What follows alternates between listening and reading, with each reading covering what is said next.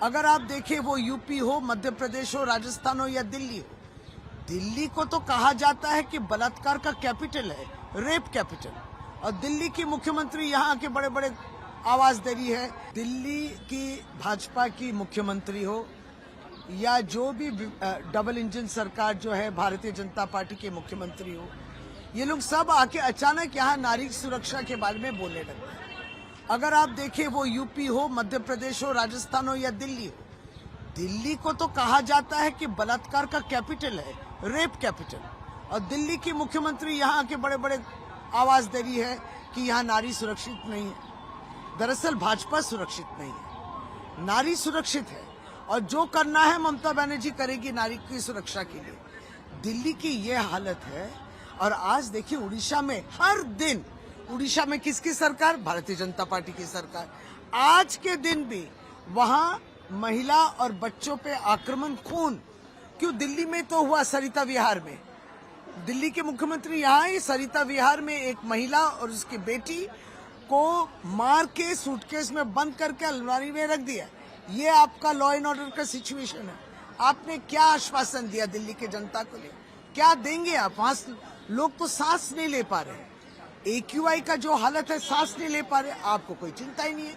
AQI का माने क्या, यही नहीं मालूम उनको। 807 लड़कियां गायब हो गई जनवरी महीना में दिल्ली में, कोई चिंता नहीं है।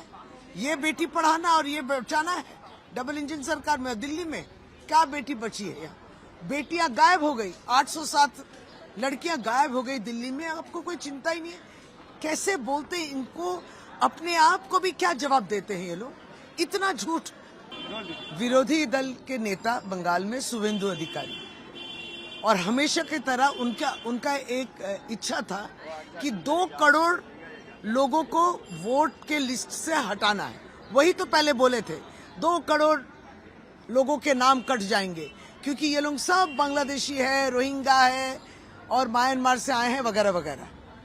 लेकिन जब 98 लाख लोगों के नाम कटे ड्राफ्ट लिस्ट में, तब कहीं भी ये कारण नहीं लिखा था कि ये इस वजह से कटे हैं कि ये इनमें कोई बांग्लादेशी या रोहिंग्या या आप म्यांमार के लोग हैं। तो 98 लोग किस वजह से कटे? क्योंकि कोई गुजर गया है, या तो डबल एंट्री थी, या डुप्लीकेट नाम था, या तो वो एब्सेंट थे और जगह उनका नाम लिखा हुआ है। तो 98 लोग में आप एक भी रोहिंग्या या बांग्लादेशी नहीं दिखा है। लेकिन अब तक वो डायलॉग चल ही रहा है, वो एक ही रिकॉर्ड चल रहा है। दरअसल SIR, ये लोग SIR द्वारा चाहते थे कि अब अगर बंगाल में जीत सके, पहले CBI ED की कोशिश, फिर NIA को लाना, फिर SIR इलेक्शन कमीशन के द्वारा लाके बहुतों के वोटों के लिस्ट से हटाना नाम, ये कोशिश चल रही है। अब तो पूरा सेना उतार देंगे, इतने कंपनी जवान लोग आ जाएंगे। इस तरीके के, जैसे यहाँ डेमोक्रेसी का उत्सव को ये बना दिया है, जैसे यहाँ युद्ध है, महायुद्ध छिड़ रहे हैं। तो और क्या क्या लगेंगे चीज भारतीय जनता पार्टी को या शुवेंदु अधिकारी को बंगाल जीतने के लिए, और क्या क्या चाहिए आपको? लेकिन असली चीज जो है, जो वोटर है उनका प्यार और आशीर्वाद नहीं मिला, जो जरूरत है जीतने के लिए। तो इतना ही हम लोग कहते हैं कि ये डायलॉग को बंद कीजिए, इससे लोग अपमानित हैं।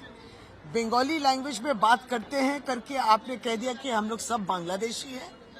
डबल इंजन सरकार के राज्यों में जिस तरीके से बंगालियों का अपमान हो रहा है, आप यहाँ बंगाल में रह के जिस तरीके से अपमानित या बदनाम कर रहे हैं, ये गलत हो रहा है। इनके विरुद्ध में और क्या बोले? ये लोग खूब पीड़ा में हैं, खुद असुरक्षित हैं, वोट हारने वाले हैं, उनको मालूम है। इसलिए ये सब बातें से जो है एक ग्रे एरिया तैयार करने की कोशिश करें लोगों में, जो है कहीं अगर एक जिसको कहते हैं भूल भ्रांति, ये कोशिश एक चल रही है उनकी।